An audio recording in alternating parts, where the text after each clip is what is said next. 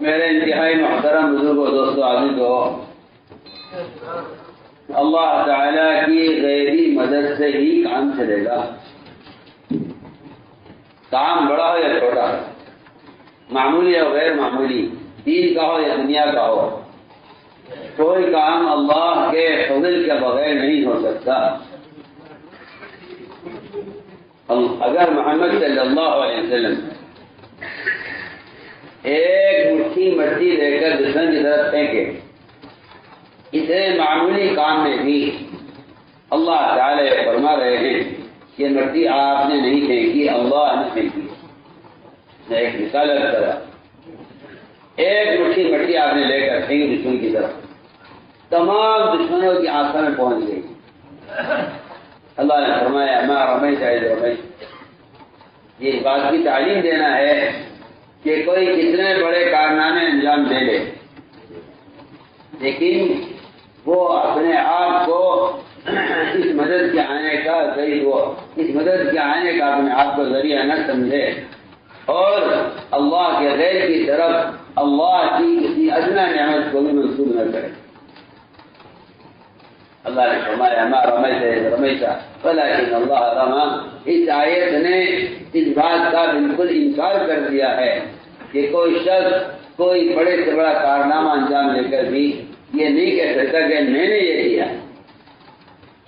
میں عرض کر رہا تھا کہ اللہ تعالیٰ کی مدد سے کام ہوگا، لیکن اللہ تعالیٰ کی مدد اور نصرت کے لیے چند شرائط ہیں۔ قرآن نے چند شرائط بیان کی ہیں اللہ تعالیٰ کی مدد کے ساتھ ہونے کے لیے۔ سب سے پہلی شرط اس امت کی اجتماعی مدد کے لیے دعوت اللہ ہے۔ اگر یہ امت دعوت چھوڑ دے تو میں اللہ کی قسم کھا کر کہہ سکتا ہوں مقبول عبادات سے بھی اللہ کی مدد نہیں آئے گی۔ مقبول عبادت سے ہی مقبول عبادات، اس لیے کہ مددیں آتی ہیں دعاؤں کی قبولیت پر، اور دعائیں مردود ہو جاتی ہیں دعوت کو چھوڑنے پر۔ اگر دنیا میں کچھ ایسے مستجاب الدعوات لوگ ہیں جن کے بارے میں یہ یقین ہو جائے کہ ہاں ان کی دعا رد نہیں ہوگی، ہم آپ سے کرنا چاہتے ہیں کہ دعوت چھوڑ دینے والوں کے حق میں ان کی دعا بھی مردود۔ اگر معلوم ہو جائے کہ فلاں شخص مستجاب الدعوات ہے، اس کی دعا قبول ہوگی، اس سے بھی اگر دعا کرائی گئی کسی مسئلے کے لیے اسلامی یا اجتماعی، تو مستجاب الدعوات کی دعا بھی اس شخص کے حق میں قبول نہیں ہوگی جو دعوت کا کام چھوڑ۔ فرمایا کہ جب یہ امت دعوت چھوڑ دے گی تو امت دو خیروں سے محروم ہوگی۔ امت دو خیروں سے محروم ہوگی، ایک محروم ہوگی امت دعا کی قبولیت سے، اور ایک محروم کی جائے گی امت وحی کی برکات سے۔ جو میں نے کہا تھا کہ آپ سے کی وفات کا غم نہیں ہے، مجھے غم آپ کی وفات کا نہیں ہے، مجھے جو غم ہے وحی کی برکات کے ختم ہو جانے کا ہے۔ یہ وحی تو نہیں آئے گی، لیکن دعوت کی وجہ سے وحی کی برکات باقی رہے گی، وحی منقطع ہوگی، لیکن نبی کی وفات سے وحی کی برکات منقطع نہیں ہوں گی اگر امت دعوت پر مجتمع ہے۔ اگر امت تو وحی کی برکات ختم نہیں ہوگی۔ امہ ایمن نے یہ کہا تھا، اور یہ سمجھانے کے لیے کہا تھا کیونکہ حدیث میں سرادن فرمایا امت دعوت چھوڑے گی تو امت دو نعمتوں سے محروم ہو جائے گی، ایک وحی کی برکات سے محروم، دوسرے دعا کی قبولیت سے محروم۔ میں نے پہلی بات عرض کی ہے اس امت کی غیبی نصرت، امت کی غیبی نصرت، اس کے لیے پہلی شرط دعوت، اس کے لیے پہلی شرط دعوت، اس کی پہلی شرط دعوت ہے امت کے ساتھ اللہ کی غیبی نصرت ہو۔ پہلے سوال اس بات کا ہے کہ آخر غیبی نصرت کسے کہتے ہیں؟ یہ بات یاد رکھیے گا، غیبی نصرت کہتے ہیں مسلمان کسی علاقے میں ہو، کسی ملک میں ہو، کسی جنگل میں ہو، تنہا ہو یا مجمع کے ساتھ ہو، مسلمان کی مدد باعتبار عالم کے ہو، باعتبار افراد کے نہیں، باعتبار امت کے مدد اس کو غیبی نصرت کہتے ہیں۔ اگر آپ غور کریں گے سیرت میں تو سیرت میں غیبی نصرت ہیں، وہ باعتبار مجموعے کے ہیں، باعتبار افراد کے مدد کو کرامتیں کہتے ہیں۔ مدد باعتبار افراد کے ہو تو کرامت ہے، مدد باعتبار مجموعے کے ہو تو نصرت ہے۔ کہ امت کی اکثریت غیبی نصرت سے محروم ہے، امت کی اکثریت غیبی نصرت سے محروم ہے۔ غیبی نصرت یہ ہے، ایک تو باطل یا تو راستے سے ہٹ جائے یا حق کو قبول کرنے پر مجبور ہو جائے، یہ غیبی نصرت کا مطلب ہے۔ سوال اس بات کا ہے کہ یہ غیبی نصرت کی سمجھ کے ساتھ، غیبی نصرت میں کیا اگلی بات سمجھ آئے گی؟ نہیں آپ لوگوں کے، نہ نماز کے ساتھ ہے، نہ ذکر کے ساتھ ہے، نہ تلاوت کے ساتھ ہے، نہ عبادت کے ساتھ ہے، نہ حج کے ساتھ ہے، نہ عمرے کے ساتھ ہے، کسی کے ساتھ۔ غیبی نصرت اگر قرآن میں مشروط ہے تو غیبی نصرت انفرادی دعوت کے ساتھ ہے۔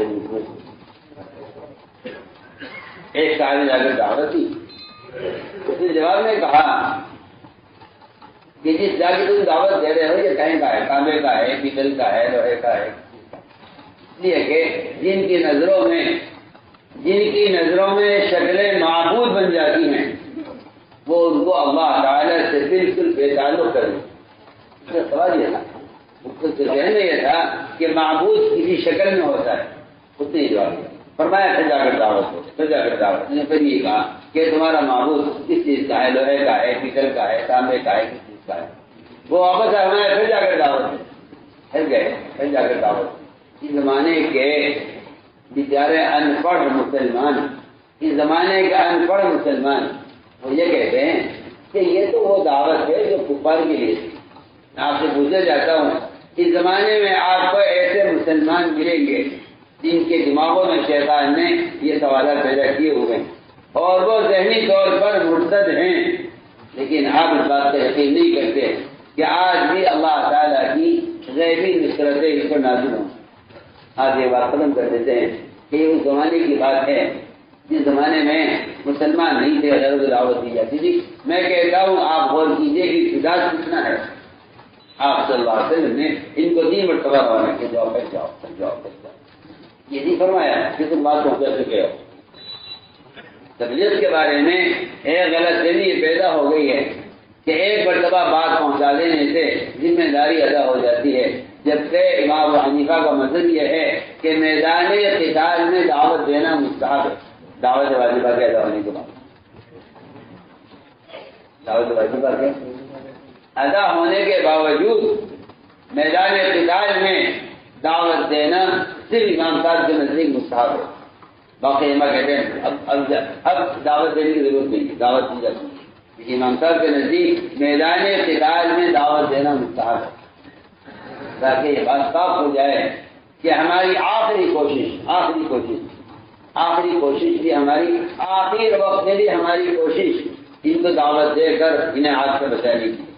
میں نے عرض کیا کہ غیبی نصرتیں انفرادی دعوت کے ساتھ، غیبی نصرتیں انفرادی دعوت کے ساتھ ہیں۔ غیبی نصرت کہتے ہیں غیر سے ایسے حالات کا پیش آنا جس سے میں نے عرض کر دیا ابھی کہ یا تو باطل راستے سے ہٹ جائے یا باطل حق کو قبول کر کے معلوم بن جائے۔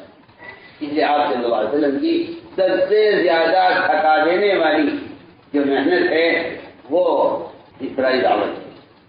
یہ آدمی کسی حال میں تھوڑی نہیں، کسی حال میں نہیں کرتے آپ صلی اللہ علیہ وسلم۔ اس لیے کہ جو آدمی داعی ہوتا ہے اس کی نظر حالات پر اور ماحول پر اور لوگوں کے بات کو قبول نہ کرنے پر اس کی نظر نہیں ہوتی، یہ ان چیزوں کو کچھ سمجھتا نہیں۔ اس کی نظر ہوتی ہے نتیجے پر اور منتہا پر،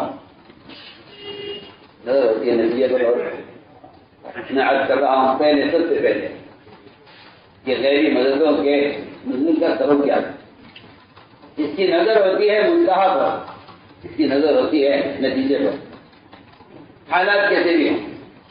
آپ صلی اللہ علیہ وسلم ابتدائی نبوت میں، ابتدائی بعثت میں آنے والے قبائل پر اپنے آپ کو پیش کرتے تھے۔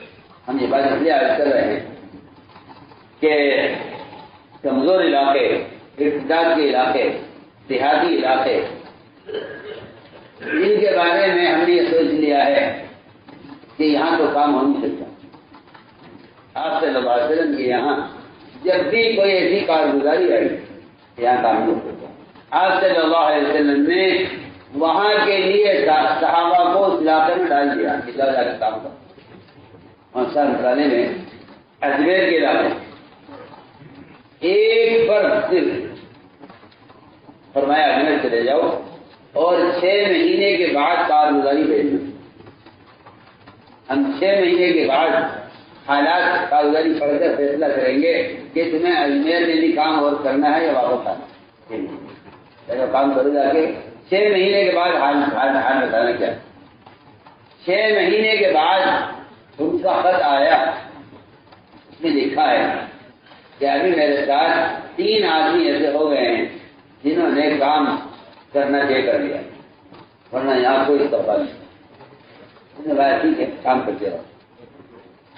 بس یہ عرض کر رہے ہیں کہ علاقوں میں افراد اور جماعتوں کو واپس کیا جاتا تھا جہاں سے بات کے قبول نہ کرنے اور بات کے رد کرنے کی کا ماحول ہوتا تھا، وہاں افراد اور جماعتوں کو ڈال دیا جاتا۔ اس کی وجہ یہ ہے کہ بات کا پہنچ جانا یا اعمال کا قائم ہو جانا یہ قلوب کو پلٹنے کا سبب نہیں تھا، بلکہ داعی کی قربانیوں کا مطلوبہ افراد تک پہنچ جانا یہ تھا قبولیت کا سبب، اور یہ تھا ماحول کو بدلنے کا سبب۔ میں نے عرض کیا کہ داعی سے نہیں دیکھتا کیا حالات ہیں، کیا ماحول ہے، کیسے لوگ ہیں، کیا بات قبول کریں گے یا نہیں کریں گے۔ آپ صلی اللہ علیہ وسلم ابتدائی بعثت میں آنے والے قبائل اور موسم حج میں آنے والے قافلوں پر اپنے آپ کو پیش کرتے ہیں۔ کوئی مجھے ٹھکانہ دے دے، کوئی مجھے ساتھ لے جائے، کوئی میری ذمہ داری لے لے، کوئی میری مدد کر دے، کوئی تیار نہیں۔ آپ کو سب سے قوی اور مضبوط جو قبیلہ ملا وہ ملا بکر بن وائل۔ آپ نے بکر بن وائل سے کہا تمہاری تعداد بہت زیادہ ہے، تمہارا دبدبہ اور بہت ہے، تم مجھے نظر دے۔ میں اللہ کا دین پیغام پہنچانے کے لیے اپنے وطن کو چھوڑ کر تمہارے ساتھ چلنے کے لیے تیار ہوں۔ مجھے بکر بن وائل نے یہ کہا کہ ہم آپ کو لے جاتے ہیں، لیکن مشکل یہ ہے کہ ہم فارس کے ماتحت ہیں، اور فارس اتنا ظالم بادشاہ ہے کہ وہ کسی کے عذر کو قبول نہیں کرتا اور کسی کے گناہ کو معاف نہیں کرتا۔ اگر ہم آپ کو لے گئے اپنے ساتھ تو ہمیں اس بات کا اندیشہ ہے کہ وہ ہمیں ستائے گا اور ہمارے غرض معاف نہیں کرے گا۔ ہمیں فارس کا خوف ہے آپ کو لے جانے۔ آپ نے کیا فرمایا؟ آپ نے فرمایا اے بکر بن وائل، اگر تم آج اس وقت 33 مرتبہ سبحان اللہ، 33 مرتبہ الحمدللہ اور 34 مرتبہ اللہ اکبر کہہ لو، میں تم سے کہتا ہوں کہ فارس کی بیویاں تمہارے بستروں پر ہوں گی اور اس کی اولاد تمہاری غلام۔ یہ میں سوال کرتا ہوں، آپ ذرا اس سے اندازہ کیجیے کہ جو آپ کی بات کو سننے، آپ کو ساتھ لے کر چلنے کے لیے تیار نہیں ہے، آپ کو ٹھکانہ دینے سے تیار نہیں ہے، فارس کے خوف سے آپ ان سے کہہ رہے ہیں۔ آج آپ اندازہ کر لیجیے، مسلمان کے نزدیک نماز کے بعد کی تسبیحات کی کوئی اہمیت نہیں ہے، اور یہ بات آپ اس وقت ہمارے جب آپ تنہا اور پیچھے پیچھے ابو لہب آپ کی بات کا انکار کرتے ہوئے آپ کو سب کو بتا رہے کہ آدمی جھوٹا ہے، بات میں سننا۔ جب آپ نے یہ بات کی ابو لہب نے کہا بھی تم نے کیا کہہ رہا ہے، کوئی یقین کرے گا اور آج ہی بتا یہ بکر بن وائل، تم اس وقت اگر 33 مرتبہ سبحان اللہ، 33 مرتبہ الحمدللہ، 34 مرتبہ تم اللہ اکبر کہہ دو، میں تم سے کہتا ہوں کہ فارس کی بیویاں باندیاں بن کر تمہارے بستروں پر اور اس کی اولاد غلام بن کر تمہارے ماتحت ہے۔ آپ بول، میں نے عرض کیا کہ داعی کی نظر نتیجے پر ہوتی ہے۔ دوسرا موقع آپ صلی اللہ علیہ وسلم خائف ہو کر اور مجبور ہو کر مکہ مکرمہ چھوڑ گئے اور آپ وہاں سے نکل گئے، اور آپ کو قتل کرنے اور آپ کو پکڑنے کے لیے ہر طرف کفار جوڑے ہوئے۔ سراقہ بن مالک آپ کے طریقے پہنچ گیا آپ کے سراخا کے درمیان شاید چند ہاتھ کا فاصلہ تھا. ہمارے سراخا خود کہنا یہ کیا یقین کرے گا، یہ کیا بات سنے گا، اور یہ تو ابھی اللہ ہی کو نہیں مانتا، واقعی کیا سمجھے گا. جو اللہ کی توحید کے مقابلے میں نبی کا قاتل بن کر آیا ہو، اس سے آپ نے فرمایا کہ سراقہ میں تم سے کہتا ہوں اگر تم رہ گئے تو کس طرح ابن ہرمز کے دن تمہارے ہاتھ میں ہو. کیا حالات رسول خودی کے ہیں، لیکن نظر آپ کی کہاں ہے؟ نظر کہاں ہے؟ میں تم سے آج کہتا ہوں، حالانکہ آپ مکہ مکرمہ چھوڑ کے نکلتے ہیں کہ جو آدمی اپنی ذات کے اعتبار سے اس حالت میں ہے کہ خوف کا یہ عالم ہے، آپ نکالنے والوں سے وعدہ کر رہے ہیں کہ اگر تم یہ بات مان جاؤ ہماری تو ہم تم سے کہتے ہیں کہ کس طرح حضرت کے سامنے تمہارے ہاتھ میں. عمر رضی اللہ تعالیٰ نے اپنے دور خلافت میں جب اس طرح کا صندوق لایا گیا اور اس میں سے اس طرح کے اپنے بدن میں استعمال کرنے والے زیورات اور سامان کھلا تو عمر نے سب سے پہلے کنگن لڑکائے ان کی طرف سراقہ رسول الاسلام کہ سراقہ لو یہ اس دن کی بات آج پوری ہو جائے. اس دن کی بات آج ہم یاد کرنا چاہتے ہیں کہ جب زمانہ استقبال کا آتا ہے اور اجتماعات کا زمانہ آتا ہے اور مجمع بڑھنے لگتا ہے تو انفرادی دعوت کی اہمیت ختم ہو جائے. اللہ مجھے معاف فرمائے اور آپ میری بات کا غلط مطلب نہ لینا. انفرادی تعلیم، انفرادی دعوت، یہ دو چیزیں متاثر ہوتی ہیں. اگر امت کا تھوڑا سا مجموعہ وہ تعلیم اور دعوت پر جمع ہو جائے، تھوڑا سا مجموعہ، میں کہتا ہوں 1.5% مسلمان، 1.5% مسلمان اگر تعلیم اور دعوت پر جمع ہو جائے تو ہمارے نزدیک انفرادی دعوت کی حیثیت ختم ہو جائے. آپ اندازہ 1.5% مسلمان میں امت کی کہہ رہا، امت اجابت کہہ رہا، اگر 1.5% مسلمان دعوت اور تعلیم پر جمع ہو جائے تو ہم سمجھتے ہیں کہ اجتماعی کام اصل اتنا دعوت پڑ جاتی. حالانکہ آپ صلی اللہ علیہ وسلم نے اپنی وفات تک بھی انفرادی دعوت اپنی ذات سے دینا چھوڑا نہیں، کیونکہ اللہ تعالیٰ کی غیبی مدد کے آنے کا اصل سبب یہ وہ بہت صاف کہتا ہے کہ اگر تم اللہ کے دین کے مددگار ہو تو ہم تمہاری مدد کریں گے اور تمہارا قدم کو نمٹ جمائیں گے.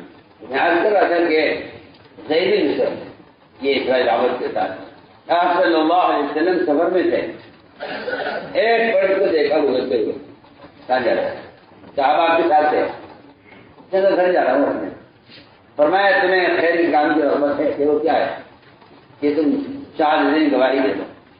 اس نے کہا شہادتین کی گواہی پر کون گواہ ہے؟ کیا آپ اللہ کے رسول ہیں، اللہ ایک اس پر کون گواہ؟ فرمایا کہ درخت کھڑا ہوا ہے وادی کے کنارے پر، یہ گواہی دے. روایت میں ہے، بعض روایتوں میں فرمایا خوشہ لٹکا ہوا ہے درخت سے، یہ گواہی دے. وہاں سے وہ خوشہ اتر کر آیا. روایت میں ہے کہ درخت چل کر آیا اور اس نے آ کر 3 مرتبہ اس سے گواہی دی گئی. تینوں مرتبہ اس نے گواہی دی کہ بے شک یہ بات سچ ہے، یہ بات آپ اللہ کریں. ہم اس طرح کے یہ غیبی نصرت کے واقعات تھے جس سے باقی یا تو حق کو قبول کرنے پر مجبور ہو جائے یا رات سے ہٹ جائے. میرا بزرگوں میں پہلی بات عرض کر کہ میں نے 3 اسباب عرض کرنے ہیں اللہ کی مدد کے آنے. جس سے پہلا سبب یہ، دوسرا سبب یہ ہے کہ اللہ تعالیٰ کی غیبی نصرت اجتماعیت کے ساتھ، غیبی نصرت اجتماعیت کے ساتھ، یہ تو اللہ علی الجماعہ کہ اللہ کی مدد جماعت پر.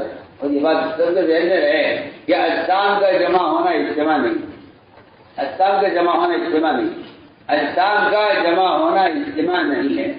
لیکن اللہ تعالیٰ یہ فرماتے ہیں تحسبهم جميعا وقلوبهم شتى کہ ان کے بدن جمع ہیں، ان کے اجسام جمع ہیں مگر دل ان کے پھٹے ہوئے ہیں. لہٰذا اے محمد صلی اللہ علیہ وسلم آپ ان کے جمع ہونے سے متاثر نہ ہوں.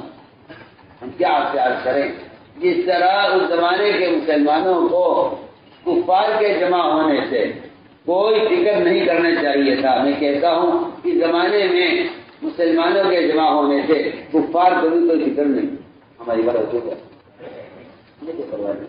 اگر دل پھٹے ہوئے ہیں اور ہم جمع ہیں کفر کو بھی پرواہ نہیں ہے، جس طرح کفر کے دل پھٹے ہوئے ہوں اور وہ جمع ہوں تو مسلمان کو کوئی پرواہ نہیں کرنی چاہیے، بہت اہم بات ہے۔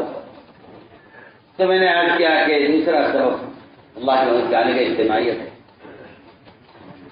دوسرا سبب اجتماعیت، اس اجتماعیت کے لیے کچھ شرائط اجتماعیت سے باقی ہے، اجتماعیت سے باقی ہے کیا ہے کہ اجتماعیت باقی رہتی ہے آپسی تعاون، آپس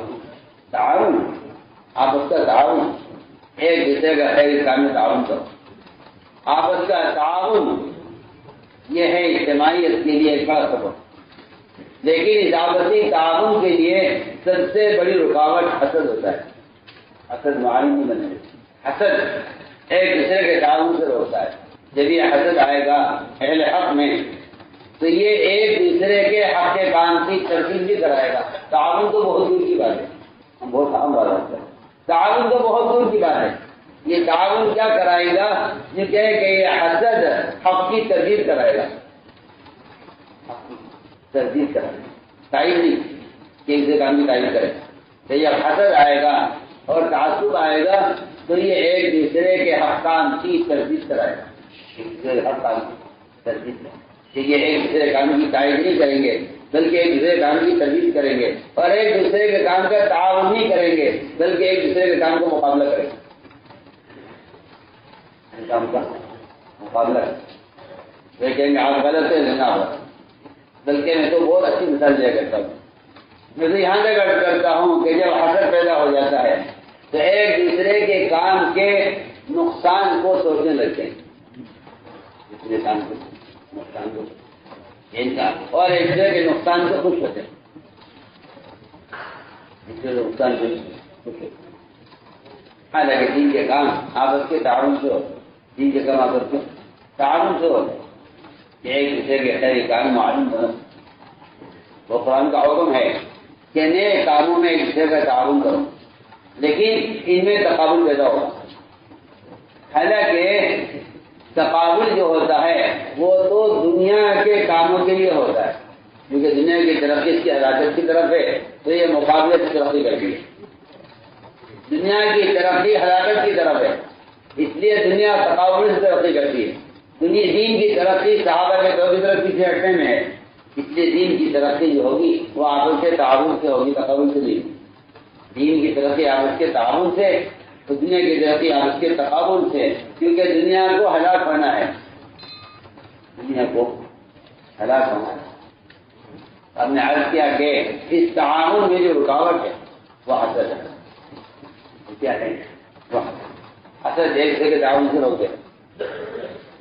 اس لیے صحابہ کرام کی آپس کی اجتماعیت کا ایک بڑا سبب یہ تھا کہ وہ ایک دوسرے سے اس کی کسی خیر پر اور کسی خوبی پر اور اس کی کسی استعداد و صلاحیت پر اس سے حسد نہیں کیا کرتے، حسد انہیں ایک چیز کیوں دی گئی ہے، انہیں ایک ملا ہے، انہیں میں عرض کرتا ہوں سب سے پہلی نافرمانی آسمان اللہ کی ہوئی ہے وہ حسد کی وجہ سے ہوئی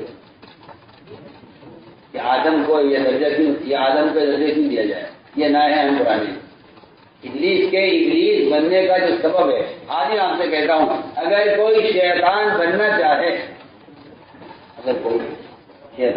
چاہے تو حسد اور تکبر یہ اس کے شیطان بننے کا نسخہ ہے۔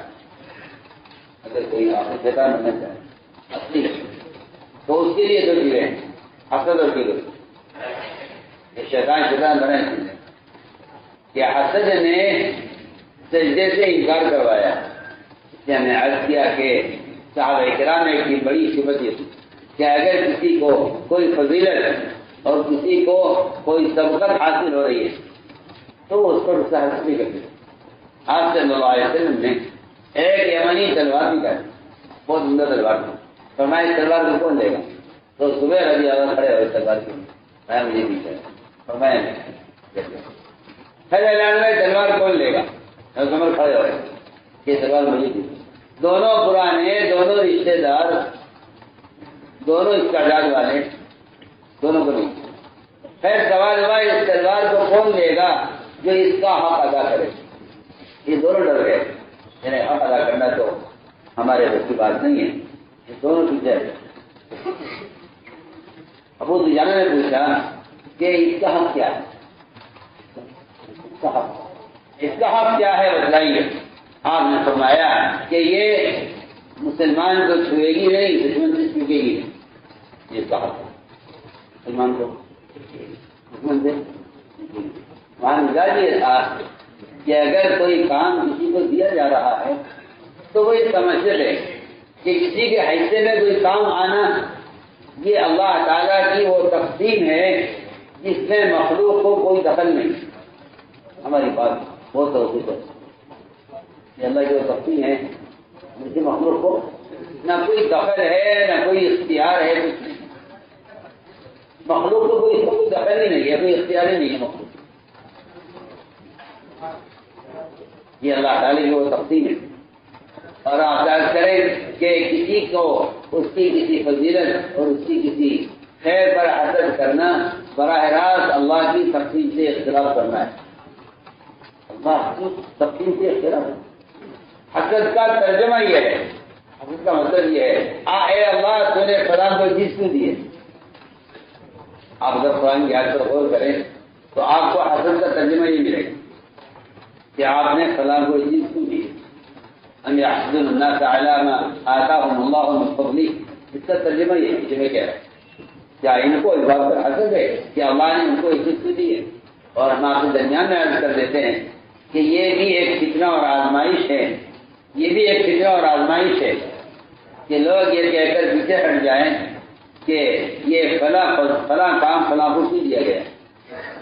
ہم آپ کو اس کو قرآن نے فتنہ کا، اس کو آزمائش کا، اگر آپ قرآن کی آیت پر غور کریں تو آپ کو ملے گا کہ قرآن نے اس کو فتنہ کہا ہے۔ قرآن نے اس کو فتنہ کہا، قرآن نے اس کو فتنہ کہا۔ قرآن یہ کہتا ہے کہ اگر کوئی ایک شخص یہ کہے کہ فلاں کام فلاں نہیں کیوں ہے تو قرآن نے اس کو فتنہ کہا ہے۔ تو میں تو عرض کر رہا ہوں کہ یہ اللہ کی طرف ایک آزمائش ہوتی، یہ اللہ کی طرف سے ایک آزمائش ہوتی۔ تو میں نے عرض کیا کہ یہ تقسیم اللہ کی طرف سے ہوتی ہے، اس میں مخلوق کو کوئی دخل نہیں، مخلوق کو اس میں کوئی دخل اس میں مخلوق کو نہیں، کہ یہ تقسیم اللہ کی طرف سے ہوتی ہے۔ اس لیے صحابہ کرام کا مثال یہ تھا کہ اگر کوئی خیر کسی کو دی گئی ہے تو صحابہ اس خیر کو لینے کے لیے ایسے لوگوں کی صحبت میں رہنے کے لیے بہانے تلاش کرتے، ان کے ساتھ رہو، ان کے ساتھ رہو۔ کیا وجہ ہے کہ فلاں کو میں یہ کام کیا گیا ہے، ساتھ رہو۔ میں عرض کر رہا تھا کہ جب زبیر عمر کو تلوار نہیں ملی اور ابو دجانہ کو تلوار ملی تو زبیر رضی اللہ تعالی عنہ ابو دجانہ کے ساتھ میدان میں اترے، میدان میں اور میدان میں اتر کر حضرت زبیر رضی اللہ عنہ نے ابو دجانہ کا کام دیکھا، ابو دجانہ کا کام دیکھا۔ یہ کام کیا ہے؟ جزیات سے اختلاف کرنا یہ آدمی کو کلیات سے محروم کر دیتا ہے۔ جزیاتی اختلاف کرنا، جزیاتی اختلاف کے بعد مرتبہ آدمی کسی جز کے اور کسی کام کے مقصد کو نہیں سمجھتا، اسے اختلاف کر بیٹھتا ہے، اختلاف کر رہتا ہے کہ یہاں ابو دجانہ تلوار لے کر نکلے تو زبیر ان کے ساتھ میدان میں گئے اور ان کا عمل دیکھا، اور عمل دیکھ کر کہنے لگے کہ بھئی اللہ کے رسول جانے کون سا کام کس سے لینا ہے، کون سا کام کس سے لینا ہے، اللہ جانے اللہ کے رسول جانے کون سا کام کس سے لینا ہے۔ ان کے عمل کو دیکھ کر فرمانے لگے اللہ و رسول عالم، اللہ جانے کیا کام۔ ہم سمجھتے تھے کہ یہ نئے ہیں، ہم پرانے ہیں، لیکن میدان میں اتر کر کام دیکھا، میدان میں اتر کر کام دیکھ کر کہنے لگے کہ اللہ جانے اللہ کے رسول جانے کس سے کیا کام ہے۔ میں نے عرض کیا کہ حسد یہ رکاوٹ بنتا ہے تعاون، اور حسد رکاوٹ بنتا ہے اجتماعیت۔ اس لیے فرمایا کہ خیر کے کاموں میں ایک دوسرے کا تعاون کرو۔ ہم نے عرض کیا کہ اجتماعیت اس کے لیے پہلی شرط یہ ہے ایک دوسرے کا خیر میں تعاون کرو، نہ کرو، اس لیے کہ حسد ایک دوسرے کا مقابل بنا دیتا ہے، ایک دوسرے کا مقابل بنا دیتا ہے۔ دوسرا کم اجتماعیت، ہم نے پہلی بات عرض کی ہے کہ ایک دوسرے کا تعاون یہ اجتماعیت کا سبب۔ دوسری شرط اجتماعیت کے لیے، لیکن دوسری شرط اجتماعیت کی یہ ہے کہ آپ اپنے ساتھیوں کے لیے رحمت بن کر رہیے، ساتھیوں کے لیے رحمت بن کر رہیے، اور اب ساتھیوں کے لیے آپ نرمی اختیار کی۔ نرمی کسے کہتے ہیں؟ نرمی کسے کہتے ہیں؟ کیونکہ نرمی اس کو کہتے ہیں کہ مقابل کی طرف سے آنے والی اذیتوں کو برداشت کرتے ہوئے حق بات پیش کرنا، آنے والی اذیتوں کو برداشت کرتے ہوئے حق بات پیش کرنا، اس کو دینت اور رحمت کہتے ہیں کہ نرمی ہے۔ نرمی اس کا نام نہیں ہے کہ آدمی حق کے بارے میں کمزور پڑ جائے کہ جی ٹھیک ہے ہم نرم پڑ جاتے ہیں حق کے بارے میں، چلیے آپ اتفاق کر لیجیے، سنی میری بات ہو تو کیا ہم حق کے بارے میں نرم پڑ جاتے ہیں تاکہ آپس کی اجتماعیت ہو جائے، کیا ہو جائے؟ اجتماعیت ہو جائے۔ حق کے بارے میں نرم پڑ جاؤ تاکہ اجتماعیت ہو جائے، کیونکہ حق کے بارے میں نرم پڑنے سے اجتماعیت نہیں ہوتی بلکہ کام سے محرومی ہوتی۔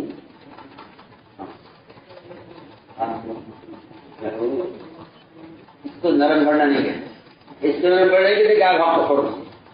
ہاں، حق کو چھوڑنے کی بات وہاں ہے جہاں حق دنیا کا ہو، زمین چھوڑ دو جھگڑا ختم ہو جائے گا، مکان چھوڑ دو تم اس کے پیسے معاف کر دو جھگڑا ختم ہو جائے گا، وہ اس کا بڑا ہے۔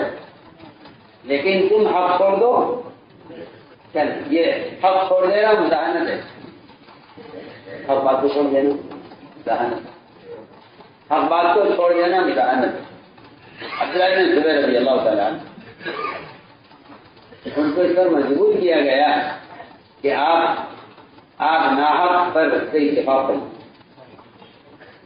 آپ ناحق سے اتفاق کریں۔ انہوں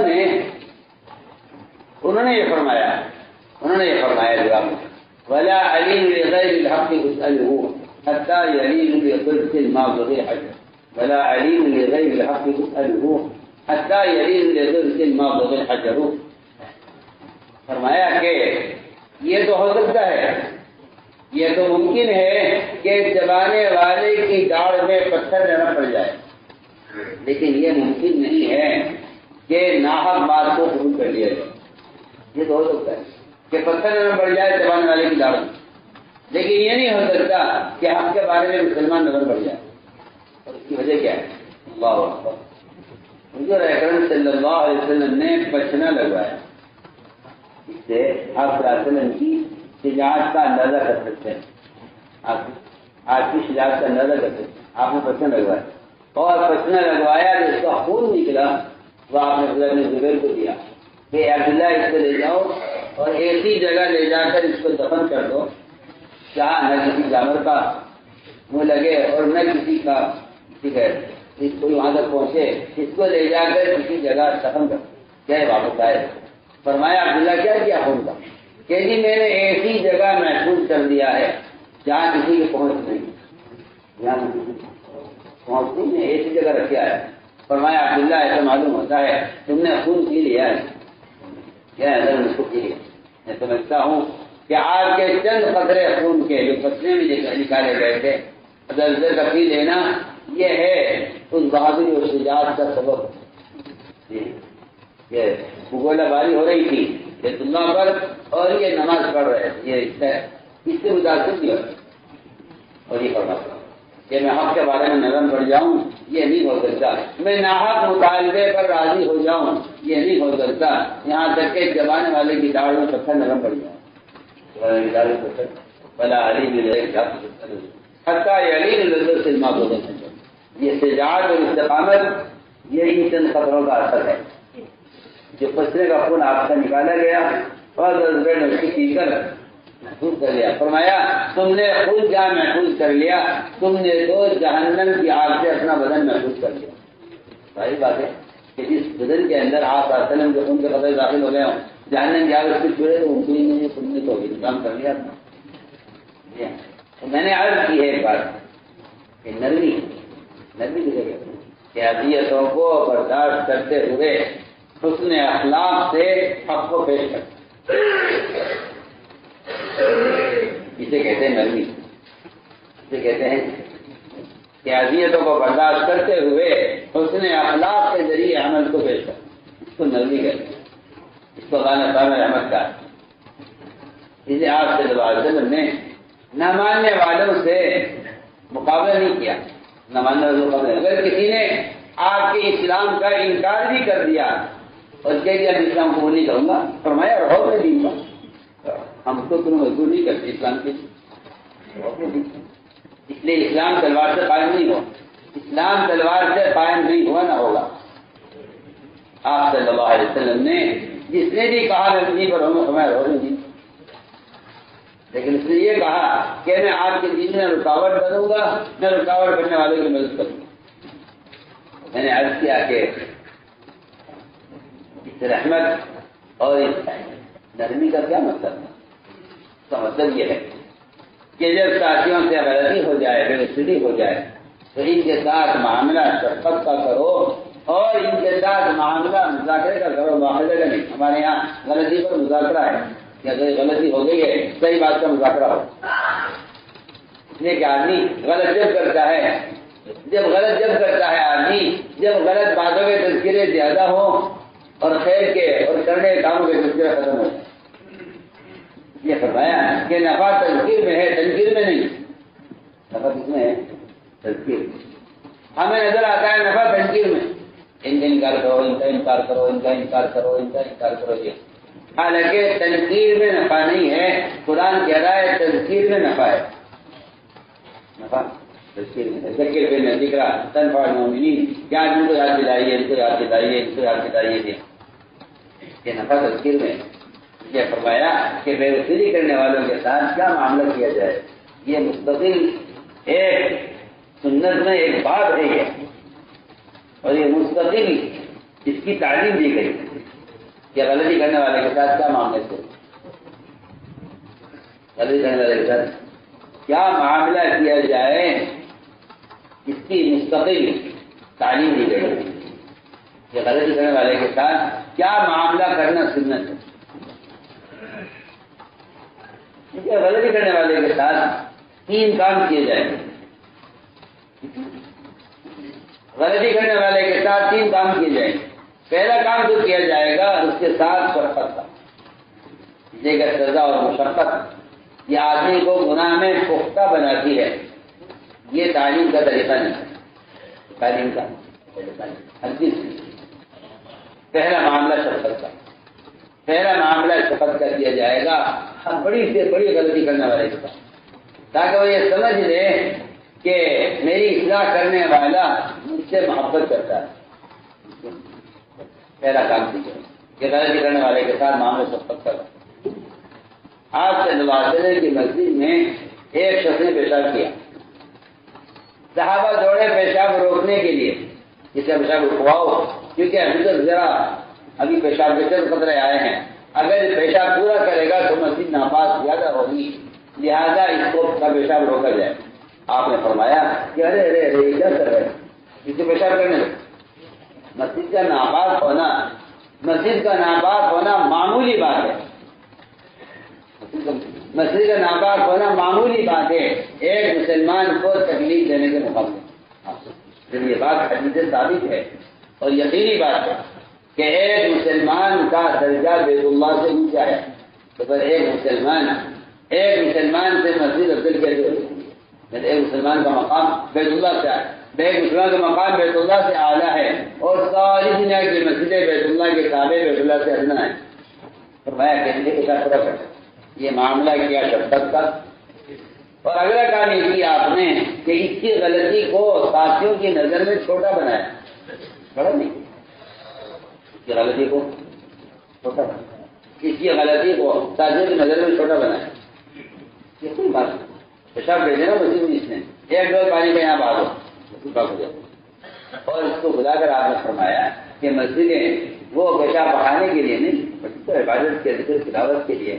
اس نے آپ کے طریقہ تعلیم کا اپنی قوم میں جا کر اعلان کیا کہ دیکھو یہ سکھانے والے ایسے معاملات ہیں، انہوں نے میرے ساتھ یہ معاملہ کیا۔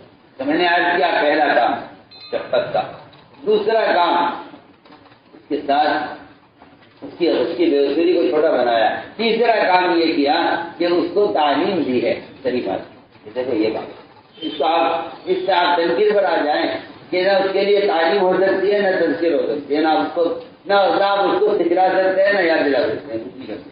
اس لیے کہ آپ کے رویے نے وہ بہت اور دوری پیدا کر دی آپس میں کہ اب آپ اس کو صحیح بات سمجھا بھی نہیں سکتے۔ یہ بتایا کہ غلطی کرنے والوں کا ساتھ مذاکرہ ہے، مواخذہ نہیں، کیا نہیں ہے، مذاکرہ ہے۔ اس لیے آپ کا معمول یہ تھا کہ آپ صلی اللہ علیہ وسلم غلط کرنے والوں کی طرف اشارہ کر دیا کرتے، نہ معلوم عوام بھائی بعض لوگوں کیا ہو گیا ویسا کرتے ہیں، بس اس سے زیادہ ثابت نہیں۔ فلاں نے یہ کیا ہے، فلاں نے یہ کیا ہے، اس کا مقصد ہوتا ہے غلطی کرنے والے کو ذلیل کرنا، اور اللہ تعالیٰ کسی مسلمان کو ذلیل کیا جائے اللہ تعالیٰ کے یہاں ایسی گنجائش نہیں ہے کہ مسلمان کے عیب کو کھولنے والا مرے گا نہیں جب تک اس عیب کے اندر اترا نہ ہو جائے، عیب کے اندر اترا نہ ہو جائے مرے گا۔ اس لیے فرمایا کہ غلطی کرنے والے کے ساتھ کیا معاملہ کیا کہ غلطی کرنے والے کے ساتھ غلطی کرنے والے کے بارے میں غور کیا جائے کہ اس سے غلطی کیوں ہو، کیا وجہ ہے۔ آپ صلی اللہ علیہ وسلم غلطی کرنے والے کی غلطی کرنے کا سبب معلوم کرتے تھے کہ ایسا کیوں ہوا، کیوں۔ میں اس کے لیے دو موقع کرتا ہوں، دو موقع کرتا ہوں۔ آپ صلی اللہ علیہ وسلم نے جماعت روانہ کی بنو قریظہ کی طرف اور فرمایا کہ تمہیں عصر کی نماز بنو قریظہ پہنچ کر پڑھنی ہے، مقصد یہ تھا کہ جلدی جاؤ، عصر بنو قریظہ میں پڑھنی ہے۔ آپ نے حکم دیا، جماعت روانہ ہوئی، راستے میں دیر ہوئی ہے، سفر ہے، سفر آدمی سفر انسان کے اختیار کے بعد بھی وہاں پہنچنے میں دیر ہو گئی اور راستے میں سورج غروب ہونے لگا، جماعت میں اختلاف ہو گیا۔ آدھی جماعت نے کہا عصر پڑھ لو، سورج غروب ہو رہا ہے، عصر قضا ہو جائے گی۔ آدھوں نے کہا نہیں جی ہم عصر نہیں پڑھیں گے، اللہ کے رسول کا حکم ہے کہ عصر کی نماز بنو قریظہ پر پہنچ کر پڑھنی ہے۔ اس طرح دونوں آدھی جماعت نے نماز پڑھی عصر کی، آدھی جماعت نے نماز نہیں پڑھی اگر، اور وہ بنو قریظہ پہنچ کر پڑھی۔ جب واپس آئے کاروباری ہوئی تو روایت میں ہے کہ آپ صلی اللہ علیہ وسلم نے ان دونوں میں سے کسی کے لیے بھی ڈانٹ ڈپٹ یا کسی پر آپ نے نکیر نہیں فرمائی۔ آپ نے فرمایا کہ انہوں نے اگر نماز نہیں پڑھی ہے راستے میں اور قضا کی ہے، انہوں نے بھی ہمارے حکم کی وجہ سے ایسا کیا ہے، البتہ خطا ہوئی لیکن یہ سوزی کی وجہ سے ہوئی کہ یہ سمجھے کہ وہاں پہنچ کر پڑھنی ہے۔ جنہوں نے نماز پڑھی انہوں نے بھی ٹھیک کیا ہے کہ نماز قضا ہو رہی تھی، پڑھ لی گئی ہے، کیونکہ مقصد یہ تھا کہ جلدی پہنچے۔ روایت میں ہے لم يعنف حجی کی روایت ہے کہ آپ نے ان کی غلطی پر نہ کوئی پکڑ کی نہ کوئی ڈانٹ ڈپٹ کی، غلطی کرنے والے کا عذر معلوم کرو، اس نے ایسا نہیں کیا، کیا وجہ ہے۔ دوسرا موقع یہ ہے کہ حاتم بن ابی بلتع رضی اللہ تعالیٰ عنہ نے مکے والوں کو خبر کر دی آپ صلی اللہ علیہ وسلم کے مکہ مکرمہ پر حملہ کرنے، وہ خط روانہ کروایا۔ اب ایک ذہن یہ ہے کہ یہ جاسوسی کر رہا ہے، ایک ذہن یہ کہ یہ جاسوسی کر رہا ہے، یہ مسلمان ہو کر کفار کے ساتھ ملا ہوا ہے، یہ منافق ہے، ایک ذہنیت یہ ہے۔ لیکن آپ صلی اللہ علیہ وسلم ایک ایسی بات کی طرف ذہن منتقل کر رہے صحابہ کا کہ نہیں، معلوم تو کرو کہ اس نے یہ کام کہ نفاق کی وجہ سے کیا ہے یا یہ کام اس کی اپنی کوئی ضرورت ہے۔ جب آپ کو وہی سے معلوم ہوا کہ خط روانہ ہوا مکہ مکرمہ کے لیے اور اس خط میں لکھا گیا ہے کہ محمد صلی اللہ علیہ وسلم اتنا بڑا لشکر تیار کر کے لا رہے ہیں کہ جو مکے والوں کو سیلاب کی طرح بہا کر لے جائے گا، آپ کو وہی سے معلوم ہو گیا۔ آپ صلی اللہ علیہ وسلم نے 2 صحابہ کو بھیجا، تیز گھوڑا دے کر کے جاؤ، بڑا مقام پر تمہیں ایک عورت ملے گی، سفر دے گا بالکل اسی مقام پر ایک تنہا عورت جا رہی تھی مکے کی طرف. کہاں جا رہی ہے؟ مکے جا رہی ہے، خط نکال اللہ کے نبی کے بعد حق ہے. اس نے انکار تو کیا، لیکن جب تلاشی لینے کا ارادہ کیا صحابہ نے تو اس نے خط نکال کے دیا کہ یہ خط ہوتا ہے. خط کھلا اس نے صاف لکھا ہوا تھا کہ محمد صلی اللہ علیہ وسلم تم پر حملے کی تیاری کر رہے ہیں. اب اس کی بڑی غلطی کیا ہو؟ وہی نظر یہ بات سن گئی، حکومت نے خط دیکھ لیا، حکومت نے اجازت دیجیے میں اس منافق کو قتل کر دوں. عمر نہیں، عمر یہ منافق نہیں ہے. اس نے آپ کی بات کی، آپ کی جاسوسی کی ہے کفار کی طرف ہو کر، اور کفار کو آپ کے حملے کی خبر کی ہے. پتا ہے ایسا نہیں ہے عمر، اس سے پوچھنا چاہیے کہ آپ نے ایسا کیوں کیا، ایسے کیوں پوچھا آپ نے حاصل ہی کیا ہوا. اگر ساری دنیا کو خبر کر دی جائے کہ آپ جنگ کی تیاری کر رہے ہیں اور ساری دنیا مل کر آپ کے خلاف جنگ کی تیاری کرے، تب بھی اللہ آپ کے ساتھ ہے، اللہ کی مدد آپ کے ساتھ ہے، آپ غالب ہو کر رہے. میں نے تو مکے کے کن لوگوں کو خبر دی، اگر ساری دنیا مقابلے پر آ جائے تب بھی اللہ آپ کو غالب کریں گے، یہ بات تھا. مگر حافظ تم نے ایسے کیوں کیا؟ اللہ میرا عذر یہ ہے اور وجہ یہ ہوئی کہ میرے بچے وہاں مکہ مکرمہ میں، میرے بچے وہاں مکہ مکرمہ میں، میں نے وہاں کے مشرکین پر احسان کیا ہے تاکہ میرے بچوں کی حفاظت کریں. میں نے احسان کیا ہے ان پر اپنے بچوں کی حفاظت کرانے کے لیے. کمزوری ہے آدمی. آپ صلی اللہ علیہ وسلم نے فرمایا کہ ہاں حاطب بالکل ٹھیک کہہ رہے ہیں، حاطب ٹھیک کہہ رہے ہیں. حضرت کی آنکھوں میں آنسو آ گئے.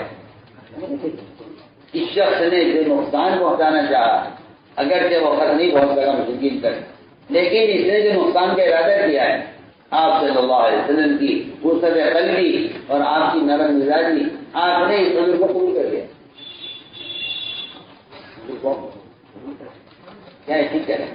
اور فرمایا کہ عمر تم اسے کیسے بدل کر رہے ہو؟ یہ بدری صحابی ہیں اور اللہ فرما چکے ہیں بدر کے بارے میں اے بدرین تم جو چاہے کرو، تمہارے تو تم پر تو مغفرت کی مہر لگ چکی ہے. تم تو اللہ تعالیٰ کے یاد ہے اب مغفرت کی مہر لگا لی ہے، جو چاہے کرو. تو میں اس کی مثال رکھتا ہوں کہ غلطی ہوئی، لیکن اس کا سبب کیا ہوا؟ اس لیے ہم کرتے ہیں کہ بے اصولی ہم کے ساتھ ہیں. یہ فرشتے نہیں ہیں، یہ فرشتے نہیں ہیں کہ ان سے گناہ نہ ہو. فرمایا کلکم خطاؤن، تم سب کے سب خطا کار. اس حدیث نے اس بات کا راستہ ہی بند کر دیا کہ کوئی یہ کہے کہ میری تو کوئی غلطی نہیں ہے، میری کلکم خطاؤن، تم سب کے سب خطا کار. اتنے تو یہ دروازہ زبانی بند کر دی ہے کہنے سے کہ جی میری غلطی نہیں، تو کہیں نہیں سکتے. میں کلکم خطاؤن، تم سب خطا کار ہو، مگر بہترین خطا کار وہ ہیں جو واپس آ جانے والے ہیں. تو قابل کا مطلب نہیں ہے کہ وہ اللہ سے توبہ کریں. آج کل لوگ استغفار کو توبہ سمجھتے ہیں، لیکن استغفار توبہ نہیں ہے. استغفار توبہ نہیں ہے. تو استغفار کا حکم، اس کا درجہ اور اس کا فائدہ تو توبہ کے بعد ہوتا ہے. جو آدمی توبہ نہیں کرے گا اس کے استغفار سے کوئی فائدہ نہیں. بہت عام بات ہے کہ آدمی توبہ نہ کرے استغفار کر لے. توبہ کسے کہتے ہیں؟ توبہ کان پکڑنے کو، اور توبہ کہ میں آئندہ یہ کام نہیں کروں گا، میں کام آئندہ نہیں کروں گا، اس کو بھی توبہ نہیں کہتے. اس کو بھی توبہ نہیں کہتے. توبہ کسے کہتے ہیں؟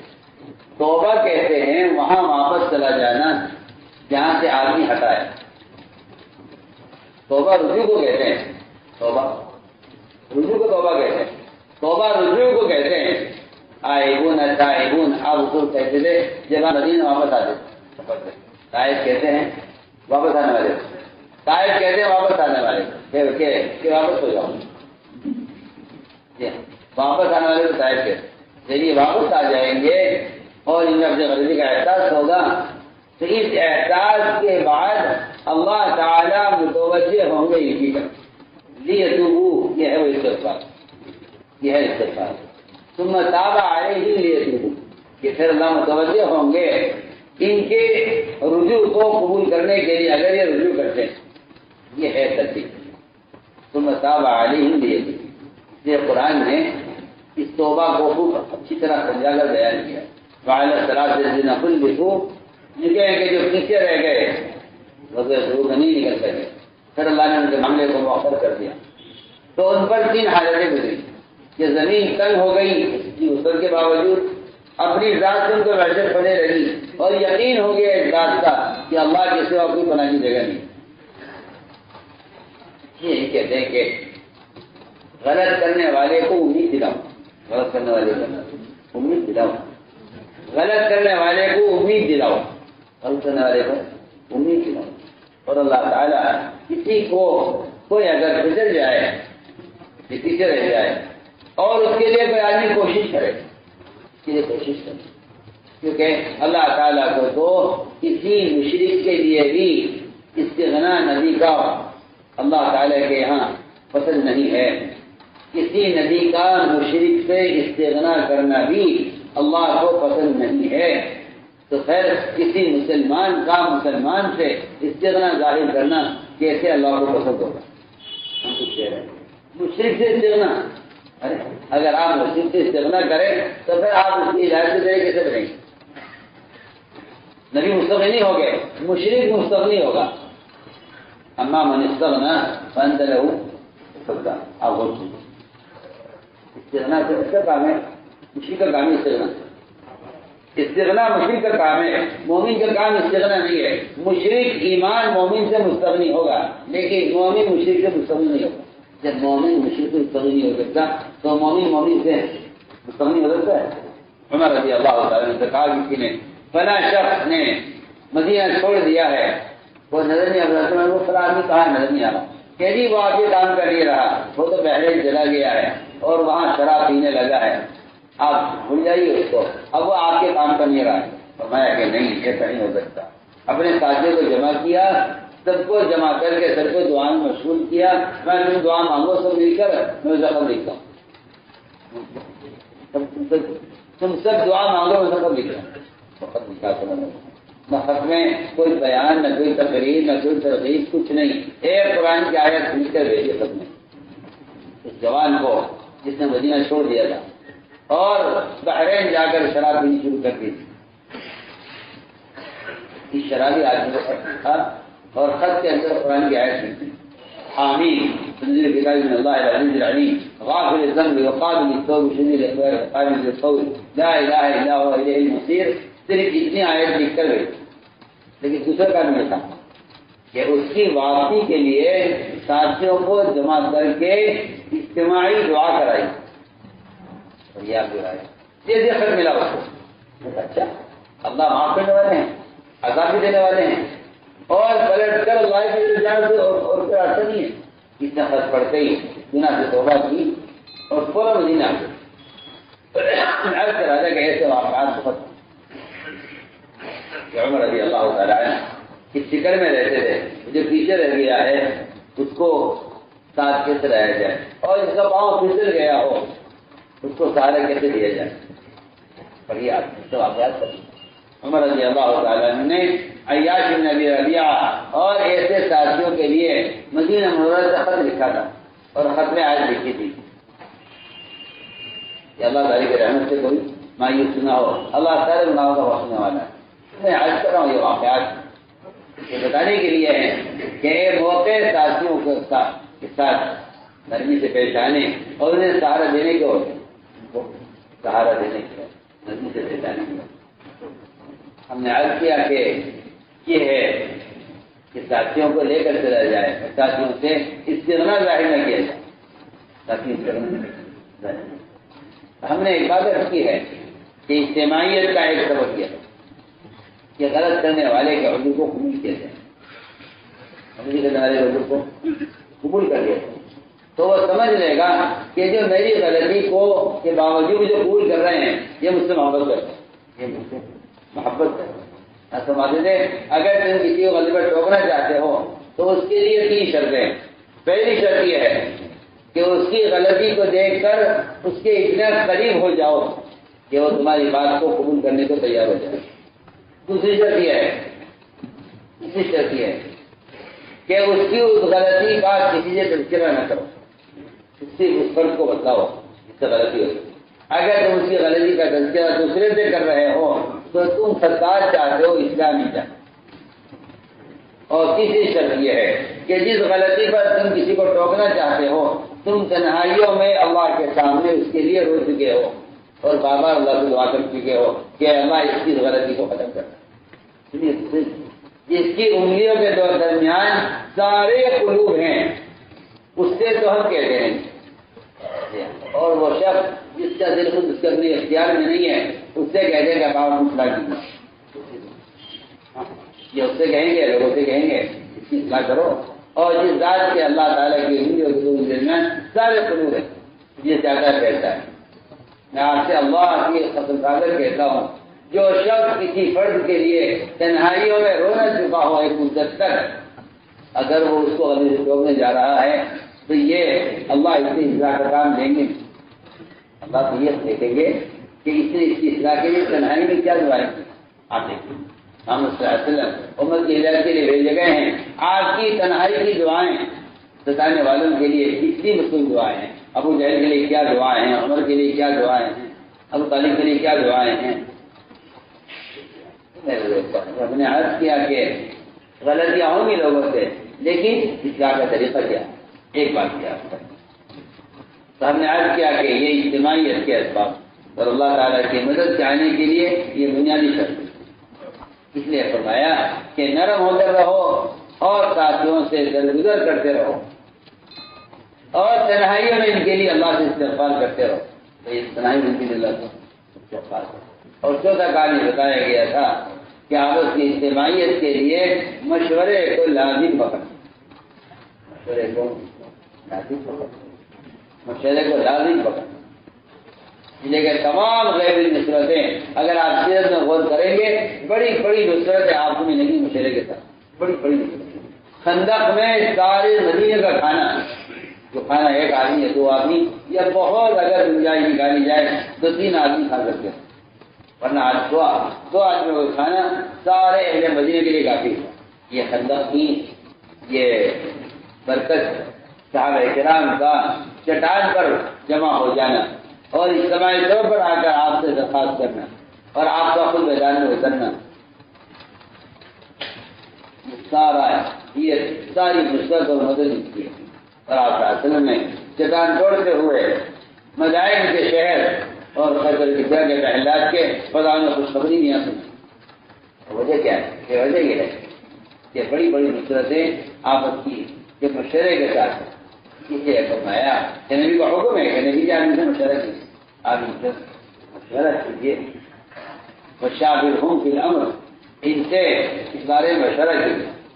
یہ فرمایا کہ مشورے کا ادب نماز کی طرح ہے، مشورے کا ادب نماز کی طرح، مشورے کا اہتمام نماز کی طرح، مشورے میں جڑنا جماعت کی نماز کی طرح، مشورے میں اقتداء اور اطاعت کرنا نماز میں امام کی اقتداء کرنے کی طرح، اور مشورے میں رائے دینا امام کو لقمہ دینے کی طرح۔ آپ دیکھیے سارا مشورہ نماز کی صفت کر دی، سارا مشورہ امام رکوع کرا امام سجدہ کرا امام سلام پھیرا آپ سلام پھیریے، آپ کو دیکھیے تحریمہ سے لے کر سلام پھیرنے تک امام کی اقتداء کرنی ہے۔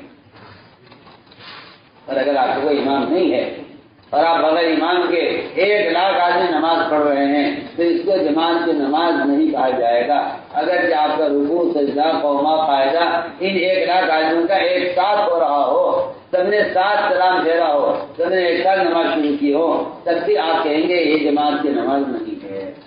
ہو سکتا ہے جماعت کی نماز کے لیے امام کو آنا شرط ہے، چاہے 2 پڑھ رہے ہیں، ایک امام ایک مقتدی، جماعت ہو جماعت ہو۔ اگر ایک امام ایک مقتدی نماز پڑھ رہے ہیں تو آنے والے کو چاہیے کہ اس مقتدی کو پیچھے کھینچ لے اور اس کے ساتھ کھڑے ہو کر تو بنا دے۔ یہ حکم ہے، یہ نہیں کہ اسے پڑھنے تو ان کو اپنی نماز ہم تو الگ پڑھیں گے کبھی۔ ایک مسجد میں 2 نمازیں نہیں ہو سکتی، شریعت کا حکم ہے۔ اگر جماعت کی نماز ہو گئی آپ نے نماز نہیں پڑھی ہے تو آپ کو چاہیے کہ آپ جماعت کی نماز مسجد کے حصے سے باہر کریں. مسجد میں تو ایک نماز وہ کیوں؟ کیونکہ وہ اس لیے کہ اگر مسجد میں 2 نمازیں ہوں گی تو لوگ نماز کا اہتمام نہیں کریں گے، مسجد مسلمان 2 حصوں میں تقسیم ہو جائیں گے. اس طرح مسجد میں 2 نمازیں نہیں، اس لیے 2 مشورے نہیں، ایک مشورہ، ایک مشورہ، ایک نماز، ایک مشورہ ایک. آپ غور کریں گے تو سارا مشورہ نماز کی صفت پر ملے گا. اسی لیے قرآن نے مشورے پر نماز کو ساتھ بیان کیا ہے. روزے کا، زکات کا، جہاد کا، حج کا کوئی ذکر نہیں. قرآن پڑھیے پتہ چلے گا نماز اور مشورہ یہ 2 فریضے ایک ساتھ جڑے ہوئے. اللہ استجاب لربهم واقاموا الصلاة وامرهم شورى بينهم. دوسرے ایک ساتھ نماز اور اس کا عدد کیا ہے؟ کیونکہ اس کا عدد یہ ہے کہ مشورے میں اپنی رائے دینے کے لیے نہ جس کو بنا حق سمجھو اور نہ رائے پر اصرار کرو. رائے ڈرتے ہوئے ہم تو کہا کرتے ہیں کہ ہر شخص کو چاہیے کہ پہلے اپنی رائے کو اللہ کے سامنے پیش کر دیں. رائے اللہ کے سامنے پیش اچھا ہے نا. آپ اپنے کام کے لیے لازم استخارہ کرتے ہیں، کیوں نہیں؟ مجھے شادی کرنی ہے استخارہ کر دوں، مجھے دکان کھولنی نہیں کھولنی استخارہ کر دوں. تو کہتے ہیں کوئی بھی کام ہو تمہارا دنیا کا تم اس میں استخارہ کر دو اللہ کو کہ اللہ تو جانتا ہے میں جانتا نہیں، تو قادر ہے، میں بے اختیار ہوں، یہ اختیار ہے. تم اپنے کام کے لیے استخارہ کرتے ہو تو پھر اللہ کے کام کے لیے اللہ سے استخارہ کیوں نہیں کرتے؟ اللہ کا کام ہو.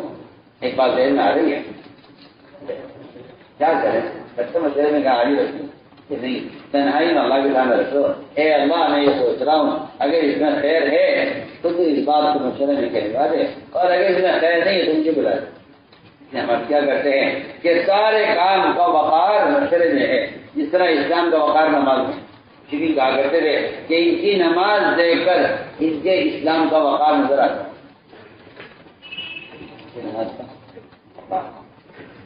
نماز کا وقار، ان کی اسلام کا وقار ان کی نماز میں، اور ان کی دعوت کا وقار ان کا مشورے میں.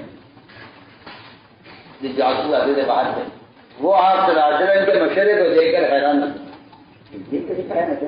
ہمارے یہاں تو وہ ذرا آوازیں بلند کرتے ہیں اور وہاں تو کابینیں ٹوٹتی ہیں، اور وہاں تو کیا میٹنگ اور مشورہ فرق یہی ہے کہ یہاں مشورہ نماز کی طرح ہوتا ہے اور وہاں مشورہ کہ جہاں مسئلے میں آوازیں بلند ہوں سمجھ لے کہ یہ مشورہ عبادت نہیں ہے، یہ خارج ہے. اس لیے فرمایا کہ مشورے کا یہ ادب ہے کہ ذمہ دار کو ڈرتے ہوئے ادب کے ساتھ رائے پیش کرو. اگر کوئی رائے مشورے میں فیصلے کے بعد کوئی رائے ذہن میں آتی ہے کہ اگر یہ ہو جائے کہیں گے آسان بات یہ ہے کہ اگر آپ کے ذہن میں کوئی رائے آئی ہے فیصلے کے بعد تو آپ اس رائے کا ساتھیوں سے تذکرہ نہ کریں. بہت اہم بات ہے رائے کے ساتھ. اگر آپ نے ساتھیوں سے اس رائے کا تذکرہ کیا تو آپ کی یہ رائے ذمہ دار کے فیصلے کے مقابل ہو جائے گی، اور یہیں سے اجتماع ٹوٹے گی. انشاء پیدا ہو فیصلہ ہو گیا، فیصلے کے بعد آپ کے ذہن میں کوئی رائے آ سکتی ہے، اچھی رائے آ سکتی ہے کہ اپنی رائے کا کسی نے ذکر مت کرو، اپنی رائے کا ذکر مت کرو. آپ کسی سے ذکر کریں گے کہ آپ کے ذکر کرتے ہی یہ بات آگے بڑھے گی اور فیصلے کے خلاف رائے آئے گی. فیصلے کے خلاف رائے کتنی پیسے ملے گی پھر کیا کریں؟ ہم آپ کو واقعات کرتے ہیں اس سے آپ کو معلوم ہوگا کہ فیصلے کے بعد تو رائے ذہن آئے تو کیا کرنا چاہیے. بدر کا میدان جنگ کے لیے طے ہوا اور آپ صلی اللہ علیہ وسلم نے صحابہ سے مشورہ کیا اور ایک جگہ بدر میں مسلمانوں کے لشکر کے قیام کے لیے طے ہو گئی کہ ہمارا لشکر یہاں ہے. فیصلہ ہو گیا، سب کو معلوم ہو گیا. ایک صحابی کے دل میں خیال آیا شادی کی دل میں یہ جگہ یہ ہو گئی ہے مشورے سے اور فیصلہ بھی ہو گیا ہے، لیکن یہ یہاں پانی نہیں ہے وہاں پانی ہے. اگر ہمارا پڑاؤ پانی پر رہے تو زیادہ بہتر. لیکن دل میں یہ رائے آئی، اس رائے کو انہوں نے اتنا چھپایا، کسی ذکر نہیں. خاطر کے پاس آئے اور آ کر دیکھا کہ آپ کے پاس کوئی ہے، آپ تنہا ہے. اب اگر فیصلے کے بعد رائے ذہن میں آئے تو اس رائے کو پیش کرنے کا طریقہ کیا ہے؟ پہلا کام تو یہ کیا کہ اس رائے کا کسی سے ذکر نہیں. ارے ہم بھی کہتے ہیں، ارے ہمارے ذہن میں یہ بات آ رہی ہے، ارے یہ نہیں ہونا چاہیے، ہونا چاہیے. شیطان کسی کو اجتماعیت سے اور عمل سے روکنے کے لیے سب سے پہلے اس کے دل میں فیصلے کے خلاف بات ڈالے گا. تو پہلا کام چاہیے اس کی پہلے اندر کی قوت ارادہ ہے. اس کے اندر جو قوت ارادہ ہے پہلے اس کے ارادے کو بدلا جائے. ظاہر بات ہے کہ جب آدمی کی قوت ارادے کی ختم ہو جاتی ہے تو پھر اس کا تعاون تو ختم ہو جاتا ہے. تو قوت ارادگی کو شیطان ختم کرنے کے لیے اس کے دل میں ایک رائے پیدا کرے گا اور اس رائے کو لے کر پھرے گا اور اپنی رائے کو تیار کرے گا. آؤ بھائی ہمارے ساتھ آؤ، ہماری رائے یہ ہے. جیسے میں آپ کیا کرتا ہوں کہ احد کے میدان میں جو اضطراب پیدا ہوا احد کے موقع پر، اس کی وجہ سے یہ تھی کہ فیصلے کے بعد اپنی رائے پر اصرار ہوا. اس سے دو جماعتیں بنی. نازکہ بھی یہ صحابی جنہوں نے کی نکلی کے اور دیکھا کہ آپ تنہا ہیں، کسی وقت دیکھا آپ تنہا بیٹھے ہیں، آپ کے پاس آئے، آ کے عرض کیا یا رسول اللہ صلی اللہ علیہ وسلم. سب سے پہلی بات تو یہ ہے کہ آپ مجھے اتنا بتا دیجیے کہ جو میدان طے ہوا ہے بدر میں مسلمانوں کے لشکر کے اترنے کے لیے، یہ اللہ کی طرف سے وحی کے ذریعے ہوا ہے یا آپ کے رائے سے؟ اگر وحی سے ہوا ہے تو میں تو اپنی بات سامنے رکھوں گا ہی، لیکن نعوذ باللہ وحی کے بعد ہم یہ کہ نہیں ہونا چاہیے، یہ تو اللہ کی نافرمانی ہے. اور نعوذ باللہ اللہ سے بڑھ کر خیر کا جاننے کا دعویٰ کرنا ہے. وحی سے ہے تو بات ہی نہیں. فرمایا آپ نے کہ نہیں، یہ بات وحی سے نہیں کی میں نے، یہ میں نے اپنی رائے سے دیکھا دیکھی. پھر عرض کیا کہ کیا آپ مجھے اجازت دیں گے اس بات کی کہ کوئی رائے دی جا سکے؟ میں ہاں بتاؤ. بہت اچھی بات ہے. ذمہ دار کے پاس اگر کوئی رائے اس کے فیصلے کے خلاف آئے تو ذمہ دار کو چاہیے اس کو دوبارہ غور کرنا چاہیے کہ دوبارہ میں بتاؤ کیا رائے. جی میری رائے یہ ہے کہ یہ جگہ یہاں پانی نہیں ہے، وہاں پانی ہے، ہمارا بڑا پانی ہونا چاہیے. تو میں بالکل ٹھیک کہہ رہے ہو. ایک صحابی کی رائے، وہ بھی نہ ابو بکر تھے، نہ عمر تھے، نہ عثمان تھے، نہ علی تھے، ایک عام صاحب. آپ نے فوراً فیصلہ بدل دیا اپنا. فرمایا صاحبوں کو بلا کر کہ یہ بھائی دین کی رائے درست ہے، تو پڑاؤ یہاں نہیں کرنا معلوم. نہ کسی نے احتجاج کیا، نہ کسی نے انکار کیا، نہ کسی نے یہ کہا کہ نہیں کیوں ایک ہی رائے پر آپ نے فیصلہ بدل دیا، ہماری تو رائے وہی جو پہلے تھی، نہیں کی نہیں، آپ تو وہی کی جو ہم نے کہا نہیں. ہم یہ کہنا چاہتے ہیں کہ سیرت میں اور آپ کا وسلم کی اور صحابہ کرام خلفاء راشدین کے زمانے میں ایسی بے شمار مثالیں ہیں جہاں رائے آ گئی اور ایک فرد کی رائے پر آپ کا وسلم نے اور ایک فرد کی رائے پر خلفاء راشدین نے فیصلے کی. ایک فرد کی رائے نہ کسی کی اشکال ہے، نہ اعتراض ہے، نہ احتجاج ہے، نہ انکار ہے. ہم نے عرض کیا کہ یہ ہے اجتماعیت کے اثر، یہ ہے اجتماعیت کے اثر، اور افرائی دعوت یہ ہے غیر نسبتوں کے نازل ہونے کا سبب. یہ چار کام دیے گئے تھے، اخلاق اور نرمی اور فاصلے کے لیے استغفار اور درگزر اور یہ چار کام ہیں. اگر یہ چار کام کریں گے تو وہ اجتماعیت رہے گی. ورنہ صاف فرمایا لن تفضل من حولی، تو یہ شادی بکھر جائیں گے اگر مشورہ اصول پر نہیں ہے شادی بکھرے گی. اور اگر اپنے آپ میں اصرار ہے تو اصرار تو اضطراب کا سبب ہے اور اضطراب غیبت کا سبب ہے. سمجھ لے جہاں اضطراب ہوگا وہاں غیبتیں چلے گی، جہاں اضطراب ہوگا وہاں غیبتیں چلے گی. اور میں سب کو آپ کو کہتا ہوں جتنی دنیا میں غیبتیں ہمارے ماحول میں ہیں اللہ کی قسم سے اضطراب سے وجہ سے. جہاں اضطراب ہوگا وہاں غیبتیں اور جہاں اضطراب ہوگا وہاں جہاں اختراع ہوگا وہاں اختراع ہوگا. اس لیے فرمایا کہ اللہ تعالیٰ کی کام اللہ کی مدد سے ہو اور مدد کے اسباب یہ ہے کیے جائیں. مدد کے اسباب ہوگا کتنے دیر آپس کی اجتماعیت کے ساتھ کرنا ہے، ساتھ میں رہ کے کرنا ہے. اور یہ ہے کہ غلطی کرنے والے کو مطمئن کرنا ہے. کیا کرنا ہے؟ معترض کو مطمئن کرنا ہے. معترض سے اعراض نہیں ہے.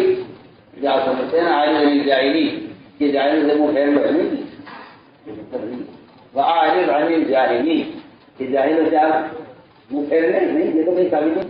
آپ میری بات کو سنیے نہیں کیا کہہ رہا ہے. آپ جاہل کے بڑے بڑے معارض ابو جہل ہو اور اس جیسے سارے آپ دیکھیں گے کہیں اعراض نہیں ملے گا. کہیں اعراض نہیں. اذیت دینے والے مشرکین سے بھی اعراض ثابت نہیں ہے. تو کیا مطلب عاجز عن الجاہلی عاجز سے اعراض بتائیے کیا جواب. ہم عرض کرتے ہیں عاجز عن الجاہلی کہ آپ نادان لوگوں سے بھیڑیے مت. آپ ان سے بھیڑیے مت. یہ نہیں کہ آپ اسے تو پھیلی دینے. آپ اسے تو پھیلی چھوڑیے. نہ چھوڑنا ہے نہ اعراض کرنا ہے نہ اسے تو پھیلنا ہے. ان سے بھیڑیے مت. عاجز عن الجاہلی آپ ان کو بھیڑیے مت. بلا تجادل قرآن میں جگہ جگہ ہے. جگہ جگہ ٹھیک ہے. آپ کو بھی حکم ہے اور آج کے صحابہ کو بھی حکم ہے کہ آپ ان سے بحث و مباحثہ نہ کیجیے. اور اگر یہ آپ پر اختراع کریں اور اگر یہ آپ پر الزام لگائیں آپ خبر کریں. آپ خبر کریں. آپ خبر کریں. ان کی اختراع سے آپ پریشان نہ ہو. ساری بات یہ سمجھانے کا ہے کہ اللہ کے غیبی مددوں کے جو بنیادی اسباب تھے وہ یہ کہ ہمارے اندر صفات پیدا ہو، ہمارے اندر ساتھیوں کو لے کر چلنے کی تقاضا پیدا ہو اور ساتھی سے درگزر کیا جائے اور ساتھیوں سے مشورہ کیا جائے. یہ اللہ تعالیٰ دیکھنا چاہتے ہیں کہ ان کو میری مقصود سے کتنی محبت ہے.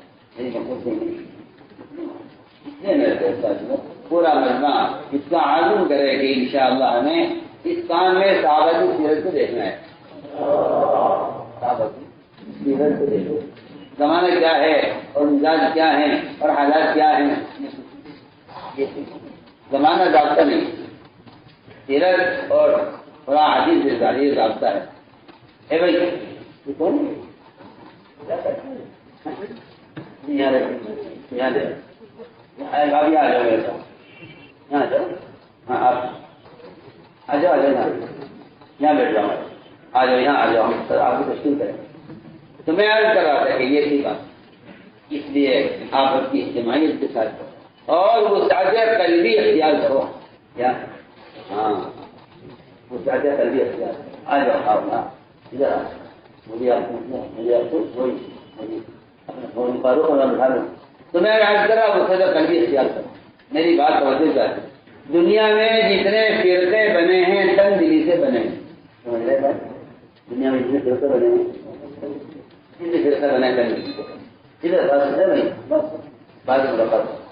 دنیا میں جتنے فرقے بنے ہیں تن ملی سے بنے. ہم آپ کو بول رہے ہیں اہل حق میں بھی جتنے فرقے بنیں گے تن ملی سے بنے. امام غزالی فرماتے ہیں کہ اہل حق کے درمیان جو فرقے ہیں وہ اہل حق کے تعصب کی وجہ سے. اہل حق کے تعصب سے اہل حق کے فرقے بنے. یہ کہیں گے ہم صحیح ہیں, وہ کہیں گے ہم صحیح ہیں, وہ کہیں گے ہم صحیح ہیں. وہ ایک دوسرے کی ترتیب سے فرقے تیار ہو. اور یہ کہنا کسی کے بارے میں کہ آپ کس جماعت میں ہیں, میں تو آپ سے اللہ سے فرما کر کہہ سکتا ہوں کہ اسلام میں تو یہ سوال ہی نہیں ہے کہ آپ کی جماعت میں. یہ 4 مذاہب حق ہیں, اس میں بھی آپ نہیں کہہ سکتے کسی کے بارے میں کہ آپ کس مذہب کے آدمی ہیں. مذہب ایک مذہب سے ایک ہی. آپ غیر مسلم کے بارے میں سوال کر سکتے ہیں کہ آپ کس مذہب کے ہیں, لیکن اسلام میں مسلمان سے یہ سوال نہیں کر سکتا کہ آپ کس مذہب کے ہیں. گنجائش نہیں, اس کی گنجائش نہیں. مذاہب اربعہ حق ہیں. آپ یہ سوال نہیں کر سکتے کہ آپ کس مذہب کے آدمی. یہ مذہب ایک ہے صرف اسلام. باقی سارے مذاہب مردہ ہیں. سارے مذاہب مردہ ہیں. صرف ایک مذہب اسلام. اسلام میں مسلمان سے سوال نہیں کر سکتا کہ آپ کس مذہب کے آدمی. 4 مذہب جو ہیں حنفیہ، حنابلہ، مالکیہ، شافعیہ، اس میں بھی آئے سوال محمد ہے. یہ سوال محمد ہے. اس میں بھی سوال محمد.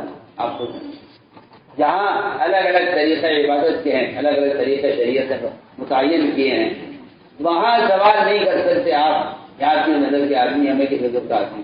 آپ اس میں نظر کر لیجیے کہ کیا ایک مذہب والے سوال کر سکتے ہیں دوسرے آنا وانا سے بچار کی جماعت کے آدمی. ہماری آزاد کا یہ محفوظ کہ اپنے آپ کو کسی جماعت کا سمجھنا یہ فرقہ تیار کرنا ہے. کہ جماعت اجتماعیت کا لفظ نہیں ہے. جماعت کیونکہ جماعت اجتماعیت کا لفظ نہیں ہے. جماعت تو تفریق کا لفظ ہے. جماعت تفریق کا لفظ ہے، اجتماعیت کا لفظ. جماعت تفریق کا لفظ ہے، اجتماعیت کا لفظ نہیں. جماعت تفریق کا لفظ، اجتماعیت کا لفظ. اجتماعیت کا جو لفظ ہے وہ امتی بن کر کام کرنا ہے. کیا بن کر؟ امتی بن کے کام کرو. امتی بن کر کام کرو، اسے کہتے ہیں امتی. حضرت اس نے فرمایا کہ لوگوں کو دین سکھانے والے کو امت کہا جاتا ہے. الذی علم الناس الخیر، لوگوں کو بڑی بات سکھلا رہا ہو. اسے فرمایا کہ امتی بن کے کام کرو، ورنہ یہ کہنا میں فلاں جماعت کا آدمی ہوں، یہ تفریق پیدا کرنا ہے.